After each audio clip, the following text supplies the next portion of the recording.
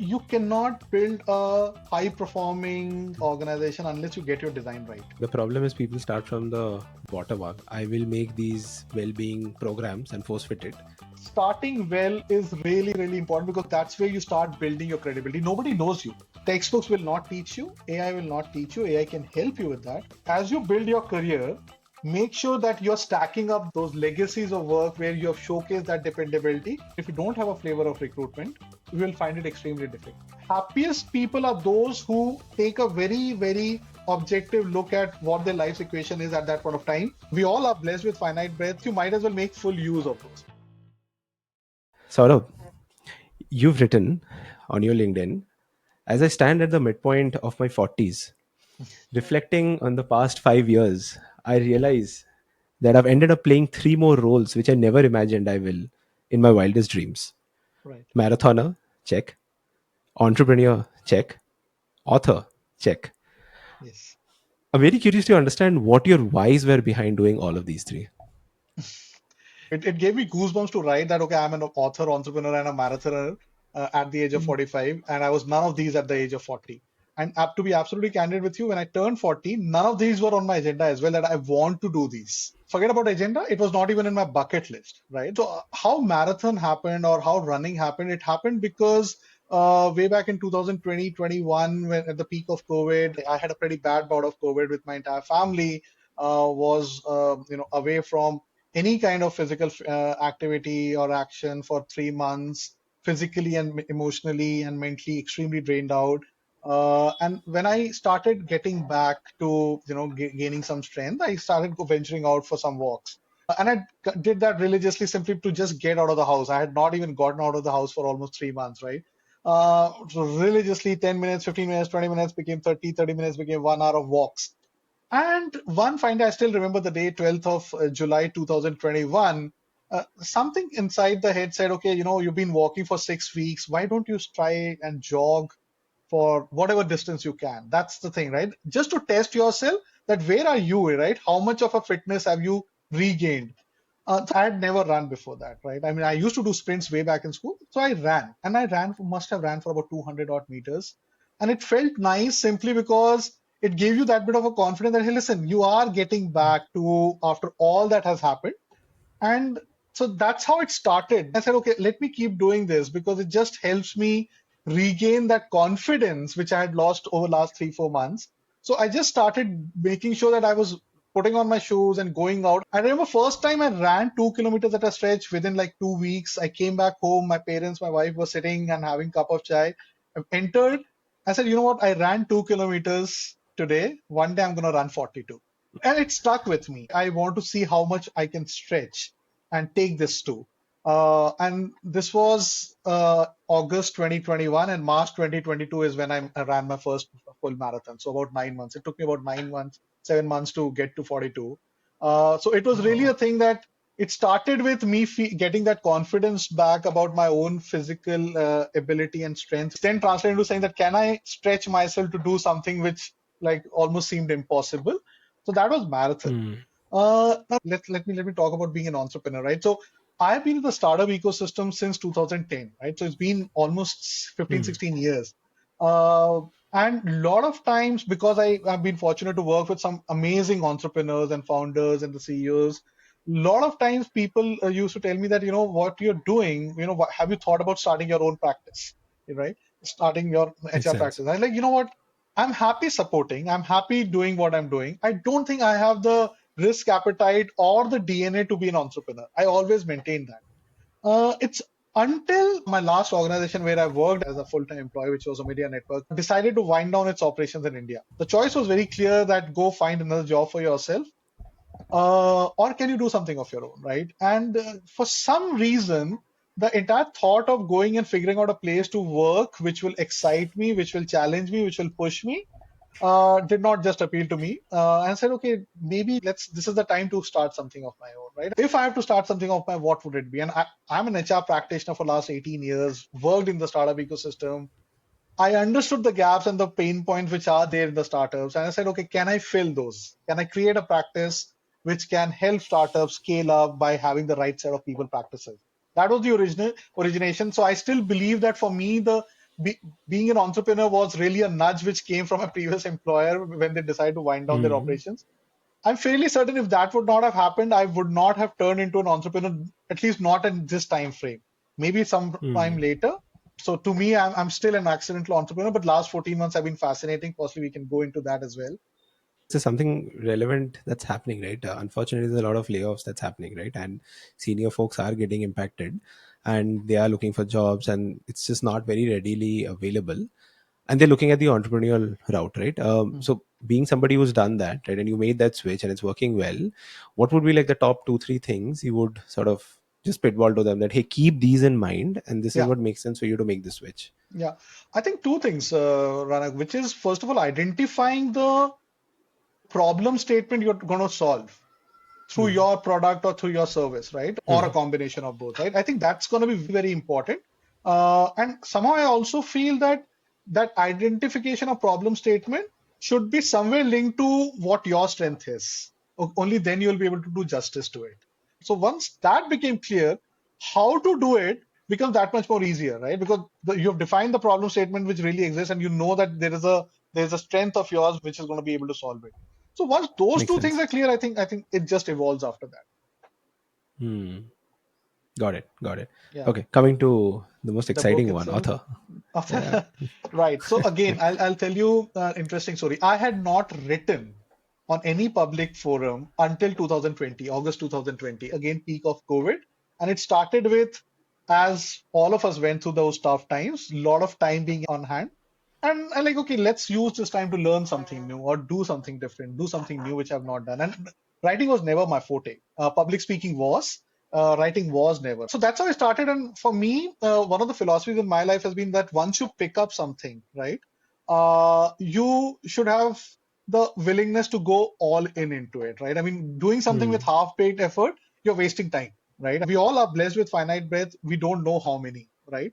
So if you have finite Hmm. breath, you might as well make full use of those, optimum use of it, right? So for me, once I started writing, I was very clear that I'll write very religiously, diligently, and I will write regularly. So I did go through that phase of, writing 3 to 4 days in a week on LinkedIn for a period of 1.5, 2 months, years, on a variety of topics. I tried different things.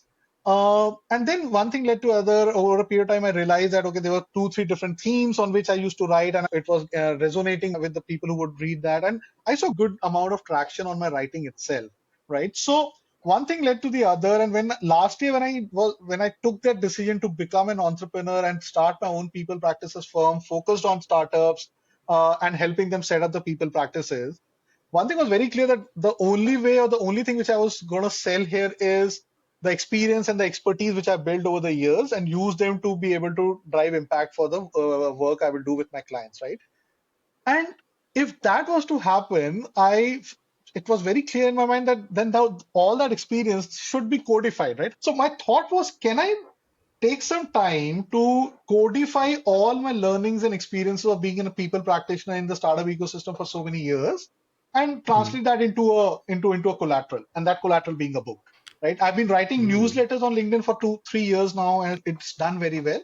So I wanted to give a Yeah. more structured thing to this. So that was the starting point.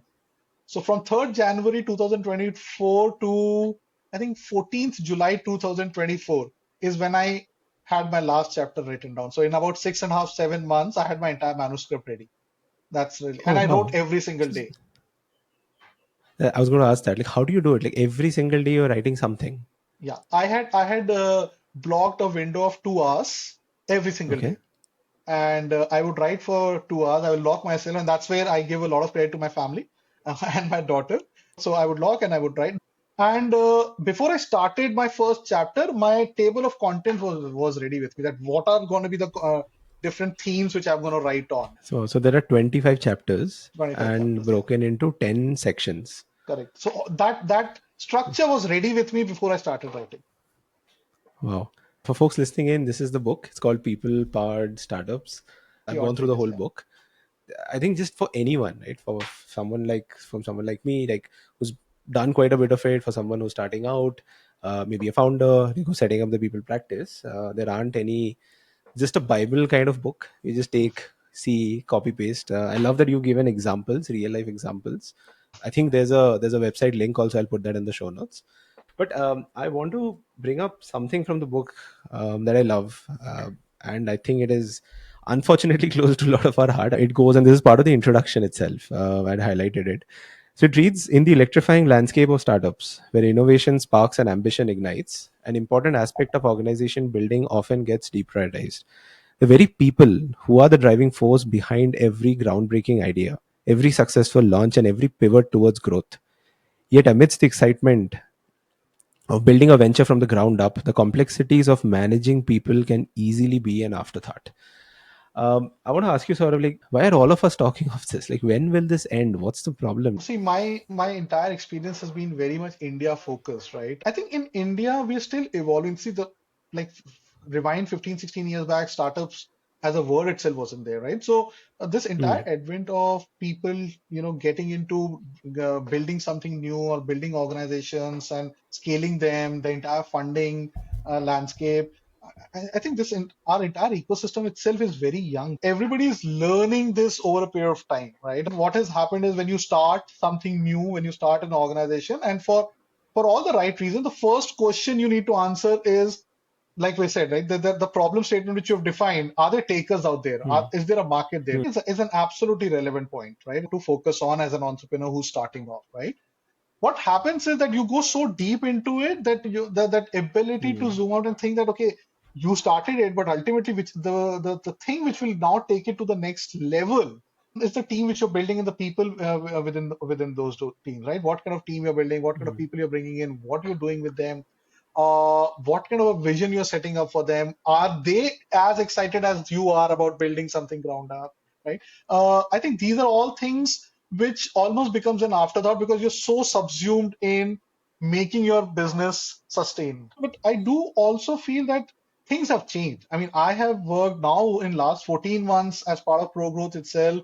I've worked with so many entrepreneurs who are very clear that, we cannot scale, we cannot grow until we get our people side right, right? mm, Which was not the case 10 years back. As people practitioners, it's our responsibility also to, keep talking about it, keep doing things which, by setting up people practices in the organizations we work with to show the impact, to show the value, to show the difference a good high performing team or a good culture can create for the momentum of the organization, which will then ultimately lead to this thought process. I mean, I'm fairly confident and certain that this will change eventually, but obviously it's going to be a mm. process around it. You're right. It is changing, right? It is very Yeah. A slightly. part of that is also driven by the environment. Like, so for example, I think you and I Mm, spoke about this few days back. What COVID has done, for example, the awareness amongst people that, they need to take care of their health and well-being is so much more high. And therefore, that translates into almost, as companies, are we doing something about it, right? Because if we want our people to mm, be healthy, to be productive, to be in the right set of mind frame, what are we doing about it, right? So this entire focus on health and well-being of your teams is no longer, I firmly believe that it's no longer a good to mm. have. It is almost a must to have. It is almost becoming a hygiene factor now, right? Since we touched upon the topic of health and well-being, I want to read out something again, something that you had written. We often get trapped by past experiences, anticipating negative outcomes based on previous setbacks. But sometimes all it takes is patience and perseverance. Our bodies and minds are capable of incredible adaptation. We just need to trust the process and keep moving forward.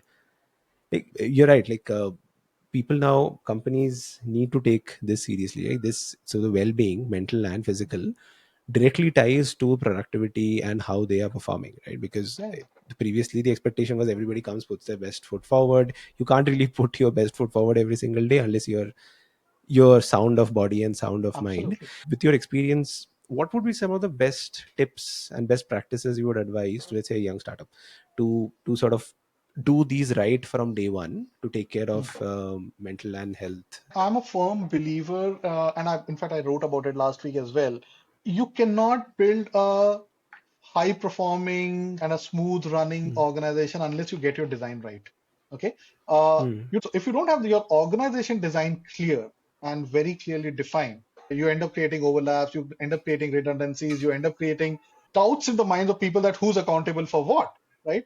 And when that happens, what you're really doing, you're basically creating friction in the organization. And friction is something which then, starts pulling people down, both physically and mentally, right?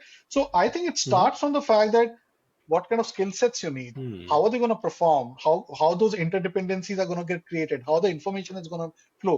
A lot of times you see in organizations, there these redundancies and people stepping over each other, and then that gets translated into politics and negativity and whatnot, right? Linked to that is the fact that, which I just mentioned, that have you defined what are you trying to solve for, and what are you doing to make sure that the teams and the people with whom you're bringing on board are equally, if not more, excited and in alignment with what we're trying to achieve. Because if Hmm. that doesn't happen, then what is happening is people are just coming in and spending time because, and let's face it, majority of us are working because we need to have a certain paycheck or we need to have a certain Hmm. bank balance. Can Yeah. you take it beyond that, right? Yes, the paycheck will come, but the time which you're spending in the organization together with people, are you excited about what you're creating together, right? When you go back home, does that, did you get that feeling that, okay, you've contributed towards something which is significant, right? I think Hmm. that helps in a long way in terms of what kind of a mental well-being you're creating within the organization. Another Hmm. story which I've written about it, analogy rather. You go to a construction site, two workers are breaking stones, right? You ask the first one what you're doing, he says, I'm breaking the stone. You ask the second Hmm. one, what are you doing? He says, I'm building the tallest tower. It's a no-brainer that whose work will be more better, who will be more efficient, most importantly, who's in the right frame of mind, right? Third, which is where most of the companies start working towards, is what kind of a systems and processes you're building or initiatives you're taking to take care of the health and well-being, right? So that's where all your health and well-being related initiatives comes in. Those are no longer differentiators, but those are absolute must-to-dos because those to me are hygiene. And I also feel Hmm. that part is the easiest to crack. The first two, if you don't get that right, the best of Hmm. well-being programs will not help you. Amazing. The problem is people start from the bottom up. They start, I will make these well-being programs and force fit it Yeah, without solving the other think two. about it. To me, you need to start thinking about your people practices the day you start having the thought that you need to bring people or other people into the organization, into your team. That's the day you need to Hmm. start, right? I think that's the only way to do it because then it will automatically happen where you get your design right, you get your top of the funnel hiring practices correct, you define your culture very appropriately. It may Hmm. all sound like an utopian world, but to me, that's really the continuum. Because if you get that right, you're not going to land in a situation where people are confused about what they're doing, why they're Hmm. doing. There's toxicity. No, it's Hmm. it's not going to happen in that way. Another something that you wrote, sort of, and I actually love this one because I resonate so much with this.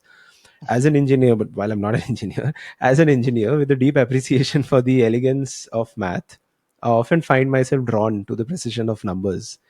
Yet, I also recognize that the richness of human existence can't be fully captured by mere calculations. I would love to unpack that. Like, what do you mean by this? So the way I look at it is that if you look at your life, and each one of us have our own journeys, right? Life is a summation of multiple things, right? And at any given point of time, you don't know that what are those other factors or variables which will keep coming into your life. You recently became a father. Many Hmm. congratulations on that. Now that becomes a Thank you. very big component of your life's equation, right? Life's equation would be what? Your education, your family, your friends, your work, your passions, the multiple things which will come in, right? Uh, a life which is balanced is basically where, depending on what the variables are for your life, right, you're able to do justice to it, right? And the reason why I wrote that is it's impossible to say, okay, this is the definition of life because those variables will be different for different individuals. For the same individual, those variables will change over a period of time, right? I mean, you started this podcast by asking me Hmm. about that thing which I wrote at the age when I turned 45 earlier this year. In my life equation for life 5 years back, marathon, book, and being an entrepreneur did not exist. Today they are like the core part of me, right? And what I'm trying to say here is that it's incumbent upon us to be very self-reflecting in our approach to say, hey, listen, what are the different variables in my life at this point of time, right? And you Hmm. need to be objective because it's only you who can define it, nobody else can, right? And then you decide that, okay, what weightage or how you're going to balance it out. It may be equal. It may be like in your case, for example, you want to spend time with your baby, and that's going to be like say 80% of weightage on that variable. Fine. I mean, you define it and Yeah. then you stick with it. So I think happiest people are those who take a very objective look at what their life's equation is at that point of time, and then even more importantly, are ruthlessly committed to making sure that they are devoting or putting in that kind of an effort and bandwidth in terms of ensuring that they're giving that weightage to those variables as Mm. defined by them, right? The way to look at this, Ranak, and I say this often, that most of us, like you and me, come from that strata of the society that when we started working, right, 15, 20 years back, in our life's equation, career and profession and making good out of it was possibly at 90% or 100% of it. Now, good, bad, right, Mm. wrong, I'm not going to get into it, but we wanted to establish ourselves in our careers because there was no other. I mean, that was the only thing we were banking upon, Mm. right? Mm. The And therefore, anything else almost became deprioritized, right? In my case, I can give you my example, right? So when I started my my profession almost had like 90-95% of weightage. My own health, my own well-being, my family time did not have any weightage. Now, again, as I said, I'm Same. not putting saying this is right or wrong, but I'm giving you my example, right? Because at that point, that's how I looked at my. By the way, this thought of having a life equation did not exist at that point, but when I reflect. Fast forward 15 years down the line, now if you see my life equation, yeah, there is career, there is profession, which is my own practice, but there is my own self, my own health well-being, there's my family, there's my daughter, there's my writing, right? My career or my profession does not hold 90% weightage in my life's equation anymore. Mm. Yeah, it does have a weightage, it's not 90%, and I'm not going to give it Mm. 90%, right? So I think Mm. that's what it meant, right? So it's an equation which is very personal. You define it, you define the variables. It will keep changing, keep evolving, and you have all the right to define it the way you want to. Love that. Like, and almost word by word, this is what I have told just a few weeks back. I was doing a culture round interview. Somebody asked me, I want work life balance. Like, define work life balance. What is work life balance? Right. And Yeah, then when you ask that question, it's very difficult for the other person to even think, oh, I will shut down my laptop at 6 o'clock and go home. Is that work and do life what? balance? If I work, yeah. So, literally, he was like, yeah, I'll shut down my laptop and go at 6. I was like, really? He was like, no. If I work, I'll work. Right. So that's balance, right? What is important to you at that Yeah, point in time, yeah. you prioritize that, And right? and and have the ability to be able to prioritize that. Yeah, and folks looking out for, like, when you say that I want work-life balance, I want to join a company which promotes that. Rather, the correct question is join somewhere which promotes balance, right? They Balance. will let you Yeah, do what you want to do at what point in time. That may include yeah, work, that may include your personal time, whatever. It's tricky and difficult to get there. Not and everybody does also that. I think in that context, I'll also add, I think it's incumbent as it is on the companies to be truthful about what their expectations That's are, fair.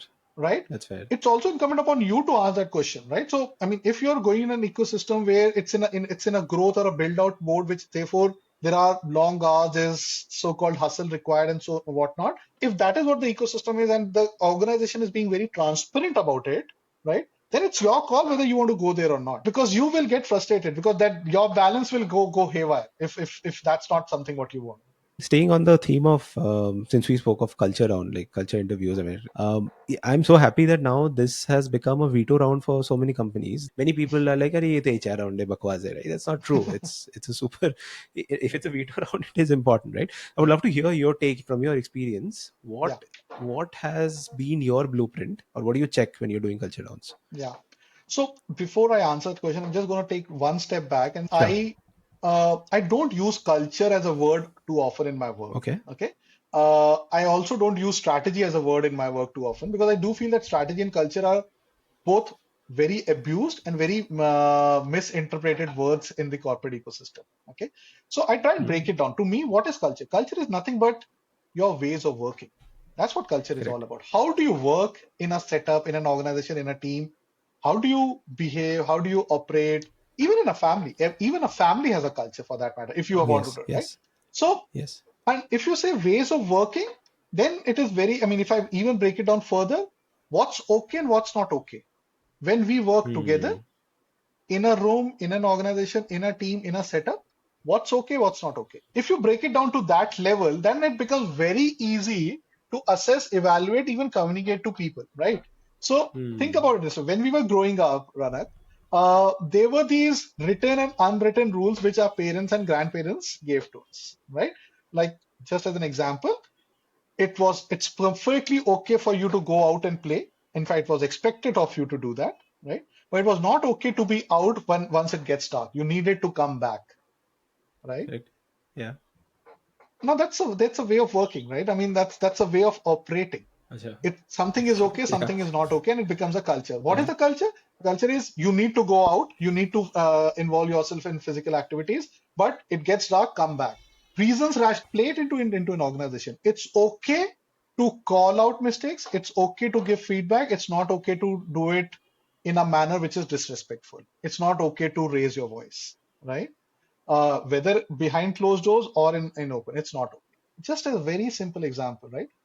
You can extrapolate it and say, okay, respect for individual is my culture element. Most organizations will end up doing that, right? So I'm trying to just break it down into Hmm. define your ways of working and define within that define what's okay and what's not okay. To me, that's what culture Hmm. is all about. And obviously, it will keep on evolving as you grow from being one office, everybody sitting together to multiple offices, multiple geographies, your ways of working also need to evolve, which essentially means that your culture needs to evolve, right? Hmm.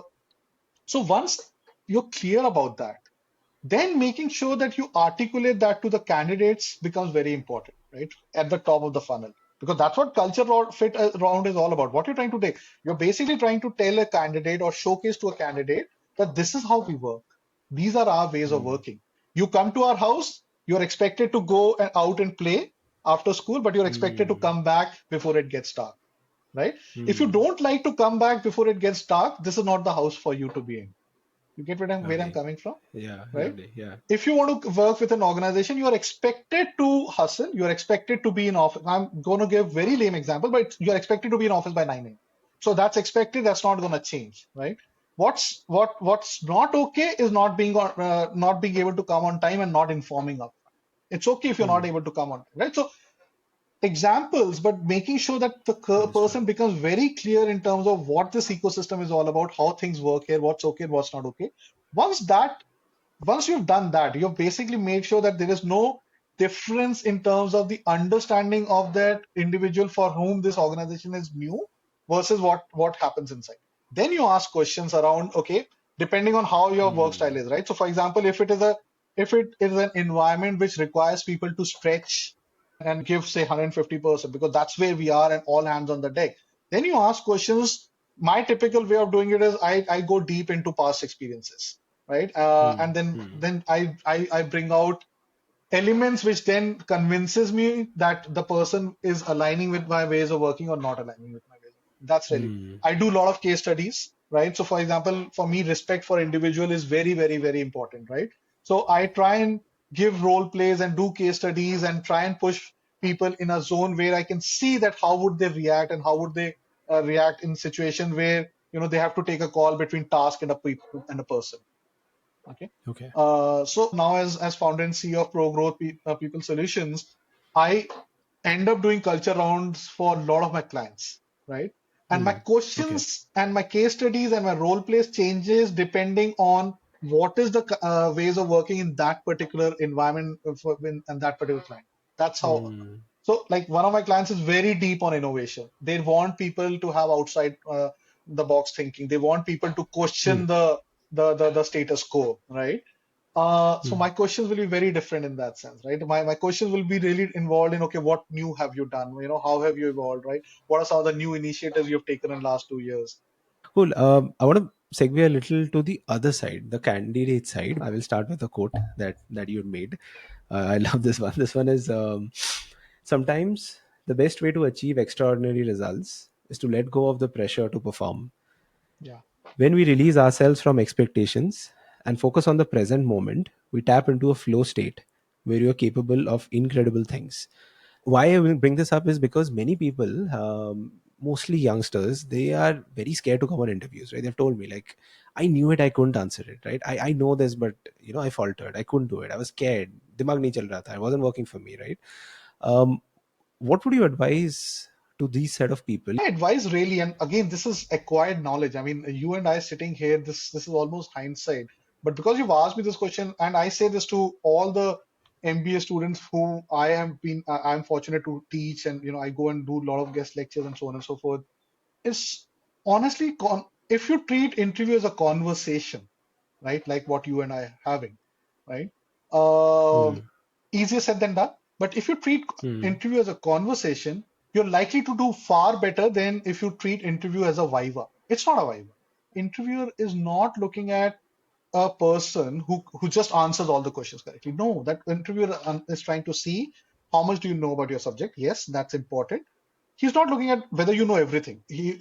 Good interviewers will be perfectly okay if you're not able to answer one or two questions. Perfectly fine. Second, once that interview is convinced that yeah, you know your job or your subject sufficiently well, there's far more important thing that person is looking at. Like you said, Rana, do I want to work with this person? Would I want to work? So what he's trying to assess now with you is your personality, your ability to articulate, your ability to Hmm. communicate in a certain manner, your ability to talk about different subjects, your topics, your ability to know about your own self as self. So they're multi and whether you'll be a fit into my organization or not, right? So on all these Hmm. things, there are no set questions. There is basically an interaction which an interviewer is doing with you to convince himself or herself whether I want this person to be part of my team or not. You can do justice to that if you also approach that as a conversation rather than a checkbox. I think that's one. Second, I think I say this to a lot of people who ask me feedback, especially after I've had an interview and I've not shortlisted them. So what is my feedback? Invariably, it's like don't try to impress, right? Don't try Hmm. to in your endeavor to impress. Don't try to say and do Hmm. things which you're not, right? More transparent and open and honest you are about yourself, more likely you are to get through to an interview, right? Because interviewers invariably are people who would have done this, been there, done that, and would have done these conversations multiple times over, right? And personally, if you ask me, one thing which just checks me out in a conversation or in an interview is when the moment I realize that the person is not being honest, right? Because Hmm. that almost Absolutely. then tells me that okay, where will Same. that person draw the line for me? So to me, it's important that you bring your true self because you're giving your best chance, and if that true self is not checking the box for that interviewer, it's perfectly okay. Because if your true self cannot work with an individual, it's better that you don't work there, right? Ultimately, what matters is that are you dependable as an individual, right? Ultimately, when I hire Yeah. someone, like, 100%. can I depend on you to do the job which you have been assigned to, right? You could be the best in your skills, best in your profession, but if you're not dependable, then you'll fall. So, and I say this. So, as you build your career, make sure that you're stacking up those legacies of work where you have showcased that dependability, because ultimately that is what is going to take you far. Hmm. Are there any more advice, like from someone as experienced as you, to let's say a young 20-year-old, right, who wants to build a career in the people Yeah. function?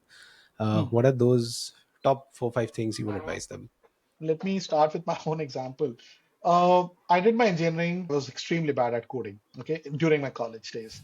My first job was a coder, right? I had to write codes. I went through this 3 months of training and eventually came out of it, started coding, um, and got into a coding job. And because we were freshers, once I joined a projects team, my job was not to write a code, right? Which is what Hmm? my appointment letter said, which is what I was trained for 3 months. My first job there was an Excel sheet which was given, and there was these codes which my team members or colleagues were writing. There were these error codes which used to get thrown out. So if your code does not work, there will be an error code which will get thrown out. Then you have to figure out what that error code meant by referring to journals and manuals. Then depending on what Okay. that error code meant, then you have to go and fix the bug or find the bug and fix the code, right? So it was a time consuming process.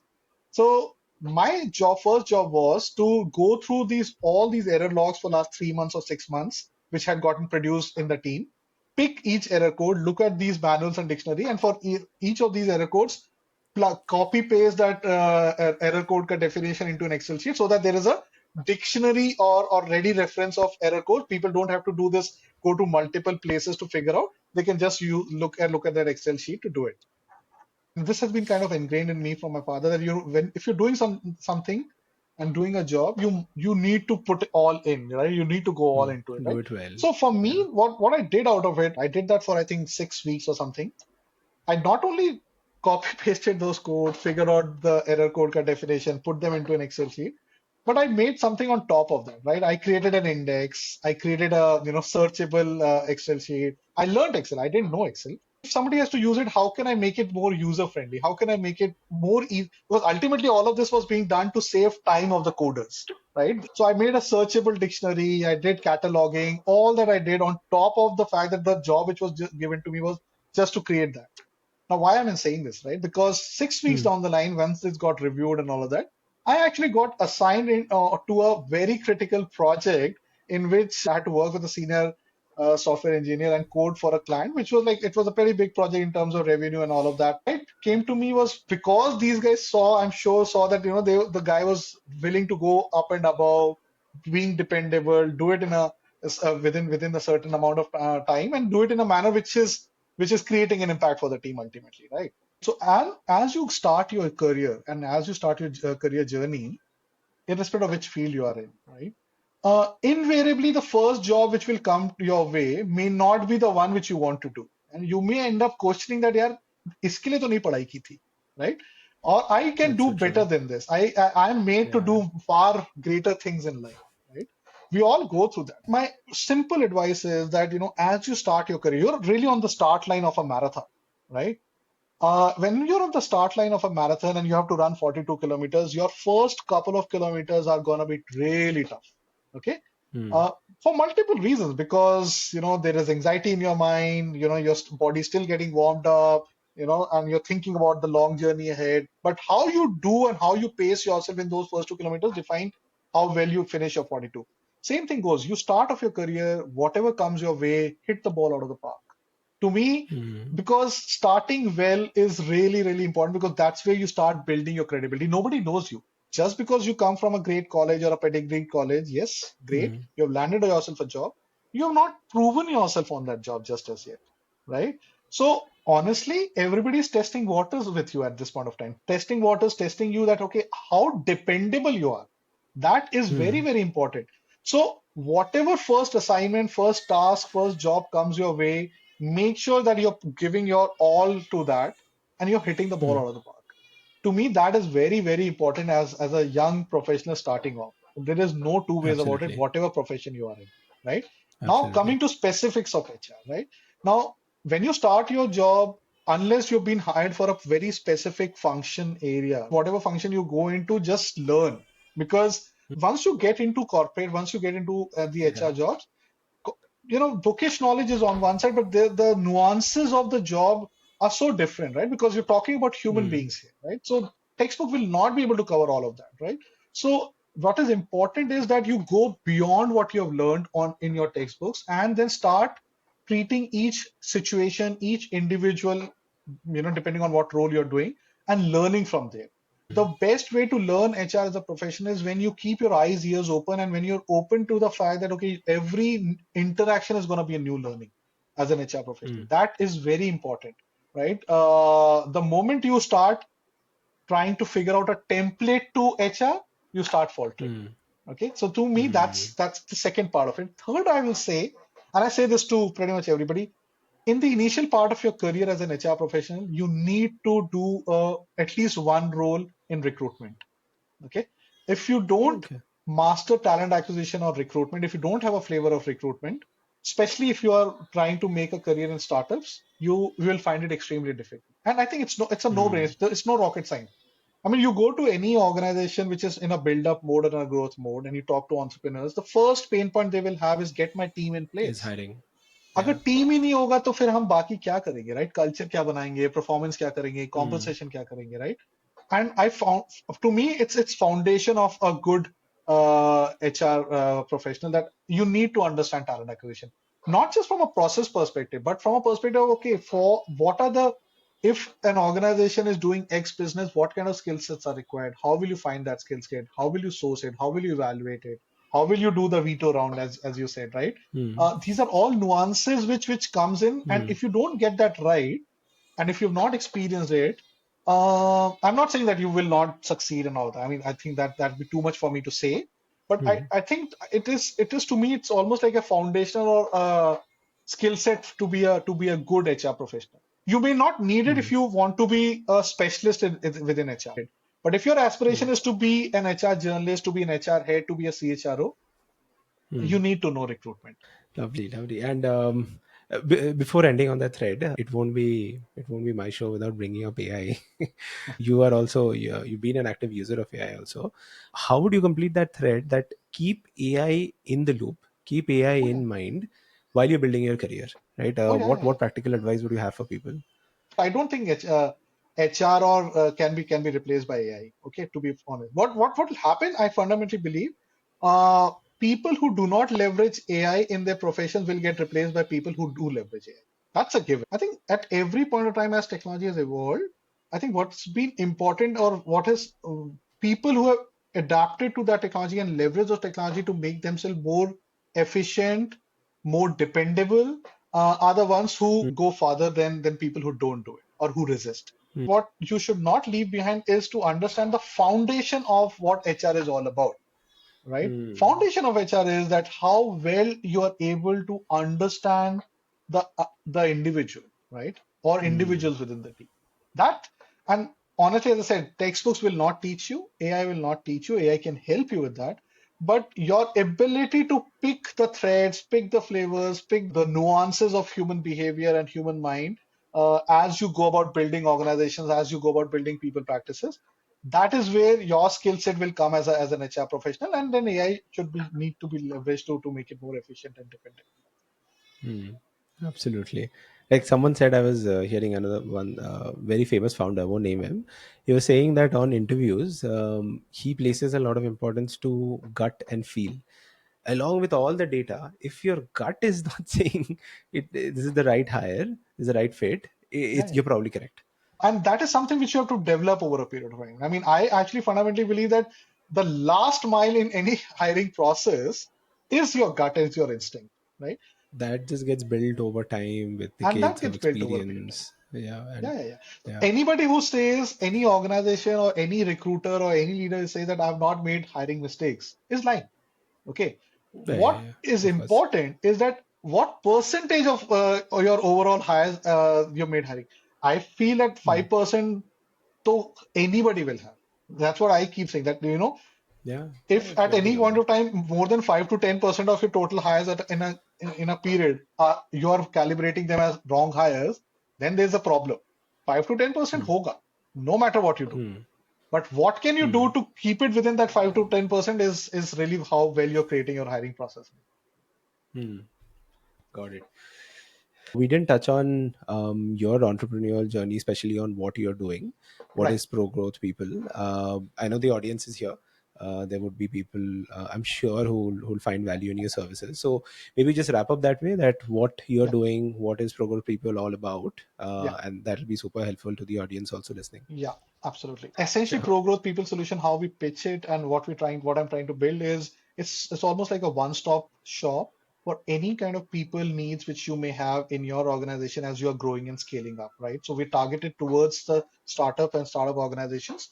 We also now have started working with education institutes, healthcare institutions, as well as nonprofits. And when I say one-stop shop, one-stop solution, so we provide HR leadership expertise through our fractional CHRO model. We have, if you have specific projects and interventions to be designed and implemented around, say, performance systems, compensation strategies, or ESOP design, or culture and a culture refresh, we do bespoke HR interventions which are project-based as well.